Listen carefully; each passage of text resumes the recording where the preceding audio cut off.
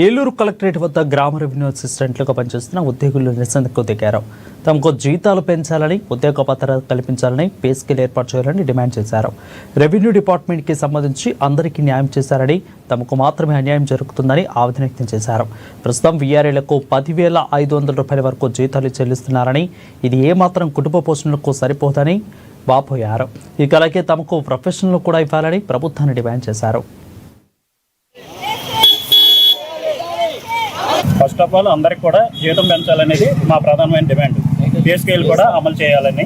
Night వాచ్మెన్లు కూడా ఖాళీలు ఉన్నాయండి, అటెండర్ కూడా ఖాళీలు ఉన్నాయి. కానీ ప్రభుత్వం ఎవరు కూడా స్పందించట్లేదు. మేము ఎన్నోసార్లు ధర్నా చేసామండి, కానీ ఏ విధమైన స్పందన రాలేదు. మేము 10,500తో బతకాలనేది చాలా కష్టంగా ఉంది.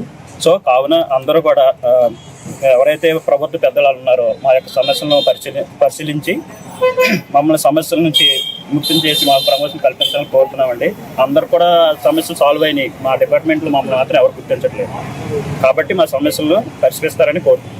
7 సంవత్సరాలు బట్టి మేము ఈ పోరాటాలు 7 సంవత్సరాలు బట్టి ప్రభుత్వం దిక్కే అనేక సార్లు మేము ధర్నాలు చేసి ఎన్నో ఇబ్బందులు పడుతున్నాం. అన్ని పనులు కూడా ప్రభుత్వం వాచ్మెన్ కాంచి అన్ని ఏ వ్యవస్థ వచ్చినా ముందు గ్రామ సేవకునే గ్రామంలో పునరావాల కింద వాడుకుంటున్నారు.